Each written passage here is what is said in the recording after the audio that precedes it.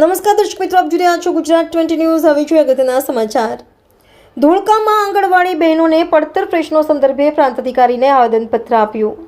ગુજરાત આંગણવાડી કર્મચારી સંગઠન ધોળકા તાલુકા પ્રમુખ ભારતીબેન મકવાણાની આગેવાનીમાં આજરોજ આંગણવાડીની બહેનોએ મુખ્યમંત્રી ભૂપેન્દ્રભાઈ પટેલ, નાણામંત્રી કનુભાઈ દેસાઈ, મહિલા અને બાળ વિકાસ મંત્રી ભાનુબેન બાબરિયા, મહિલા અને બાળ વિકાસ વિભાગના કમિશનર તથા સચિવને સંબોધિત આવેદનપત્ર ધોળકાના પ્રાંત અધિકારી હિતેશભાઈ જોશીને પાઠવી તેમની પડતર માંગણીઓ સ્વીકારવા રજૂઆત કરી હતી।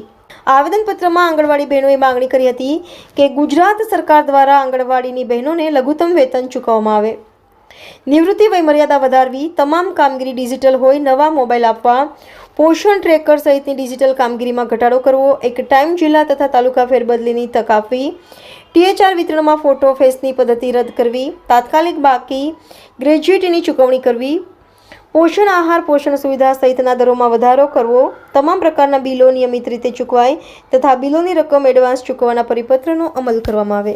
ધોળકાના પ્રાંત અધિકારી સાહેબને આજે આવેદન આપ્યું છે। દેશભરની અંદર ખરેખર પૂરજોશે આંદોલન ચાલી રહ્યું છે। અમારા ઘણા પ્રશ્નો એવા છે કે વણઉકેલા છે, પ્રશ્નોની રજૂઆત કરી છે અને ત્રીજા ચોથા વર્ગના કર્મચારીઓ ગણવા સુપ્રીમ કોર્ટે આદેશ આપ્યો છે, છતાં પણ એનો અમલ થતો નથી।